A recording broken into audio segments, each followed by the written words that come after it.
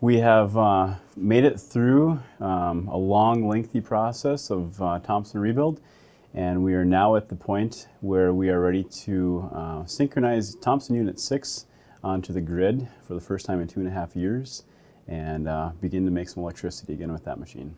We have a lot of testing that we have to do yet. It's going to be a process that we step it up, essentially starting from no load or 0 megawatts, and we hope to make it all the way up to our full load capacity, which is 12 megawatts.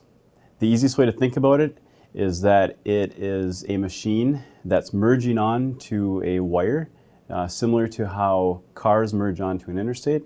We have to bring it up to speed so everything is congruent with the system. So essentially it's bring it up to speed, match it with the frequency, match the voltage. In the end, we'll bring it online and connect it to the grid and be able to make some power. To bring the machine online, it's actually a team that does that.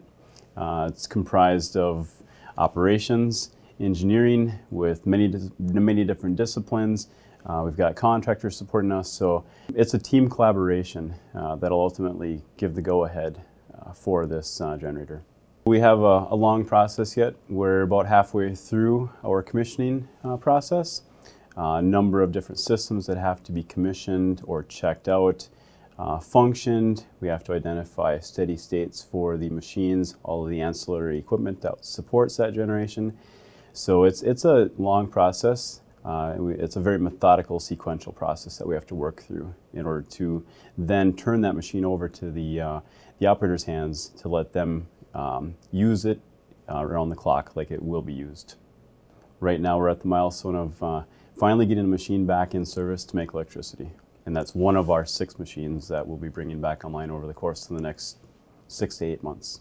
It just so happened that Unit 6 was scheduled to be taken apart actually shortly after the flood occurred. So we were already staged and preparing for that work. So that was the machine that we decided to tackle first. Our goal right now is November 13th to turn Unit 6 over to operations and be MISO dispatchable to be controlled as needed by the operators here at Thomson. Thomson has a rich history, a very long history, definitely significant in Minnesota Power's renewable generation fleet. Essentially one of the first ones online, being that Minnesota Power is the largest hydro operator in the state of Minnesota, and Thomson is central to Minnesota Power's hydro philosophy.